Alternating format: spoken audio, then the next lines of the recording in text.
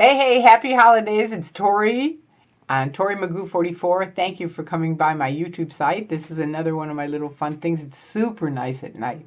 Really cool. Um, Maybe I'll show it to you some night. Anyway, it is the 7th of December. We're rolling along. And someone over on Tony's site, Orange Sky, asked me if I would just explain to him typing, which I hate, about the Top Secret Mafia and how it works as far as trolls and people on the internet. Now, I'm certainly not an expert on all of this, so I'm just going to tell you the part I know. And other people can plug in what they know. Because that's the thing about Scientology. They keep it kind of factored off, so this hand doesn't know what this hand's doing. So I'm going to tell you what my part of it was.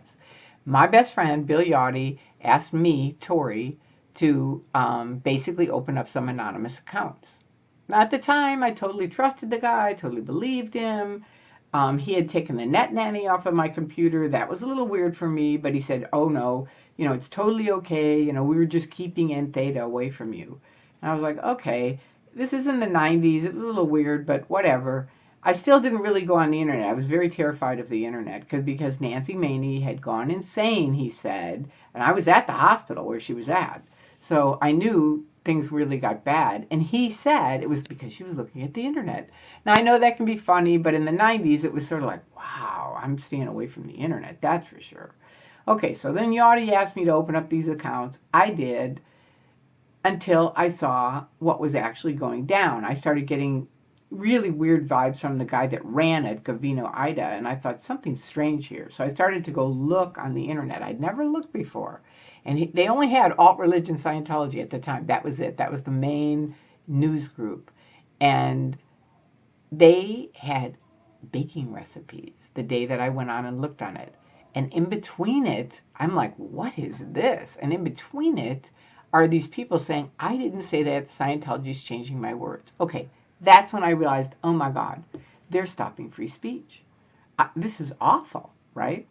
So I'm going to tell you from my view, this is what happened. They basically have, first of all, it's a small knit group of people. I think it was like 5 people. It was a Yaude who had created 10 different identities from the beginning of ARS in 1990. Okay, he had 10 different identities running, going, pretending to be your best friend, your enemy, arguing, witty. He can be all different things. He's very, very good at what he does.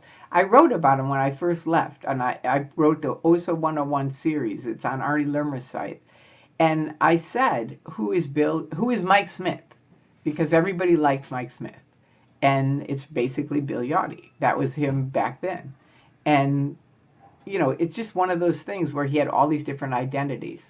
So it was Yaude and his 10 identities, and then a few other people. I never posted on it while I was with them. I just opened the accounts, not knowing what they were doing. Once I realized they were stopping free speech, I got terrified because I knew this had to go straight to David Miscavige. And it really spooked me out. I mean, it really, really scared me. And I don't get scared easily. So there are 3 goals Yaude told me before I left. This was right before I left. He told me, number 1 is to distract off of any and all topics they don't want seen, being with LRH, David Miscavige, the Church of Scientology, or any of their front groups. Any of those things where there's anything bad that they don't want seen. Let's say somebody makes a post, L. Ron Hubbard really had 3 wives and he said he only had 2. They don't want anybody to know that. Believe it or not. I mean, we know a lot of stuff now. But the people in the Truman Show, that's why I call it the Truman Show, because they're in the show. They don't know the things that you and I know.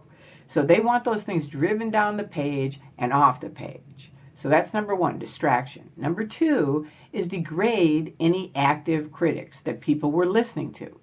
Now remember, this was in the 90s, but I think it still holds true to this day. They're always needling away, trying to get people to think less of certain people.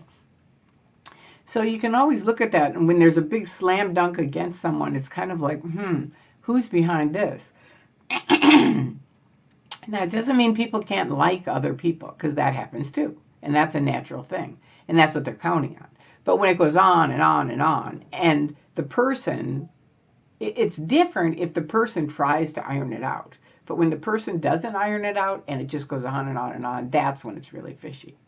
So It's a divide and conquer. That's what they want, because as soon as you're divided, you're weaker, right?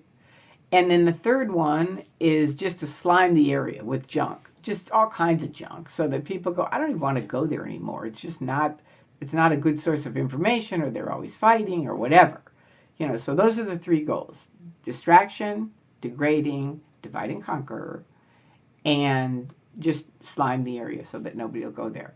So I hope that helps. That's in a nutshell. There's a whole lot more. If you want to go to, excuse me, Tori Magoo 44 and type in escape, that kind of tells you the whole story of how I woke up and everything. But anyway, I hope you're having a wonderful Christmas. I am. I'm having a lot of fun. I really, really love this time of year. For the guys that are freezing, stay warm. All right. Peace out. Have a great weekend. Bye-bye.